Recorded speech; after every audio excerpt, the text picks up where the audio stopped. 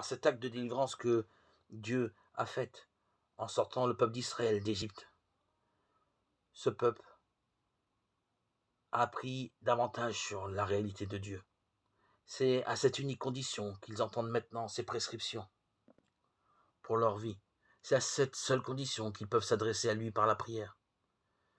Ils décident de suivre ce Dieu qui s'est révélé à eux. Ils se confient en lui en dépit de toute supériorité apparente de l'ennemi. Nous ne trouvons pas au début du décalogue la description de la représentation de Dieu par les personnes religieuses d'Israël. Le plus important est que Dieu lui-même s'est fait connaître à Moïse. Je suis Dieu, celui qui est. Ce Dieu révélé a délivré Israël de l'Égypte. Il revendique la souveraineté exclusive sur Israël. Ce n'est qu'en communion avec lui, le Créateur et Seigneur, que l'on vit réellement. D'où le commandement « Tu n'auras pas d'autre Dieu que moi ». Notons ici avec attention à quel point le deuxième commandement se rattache au premier de façon directe et nécessaire.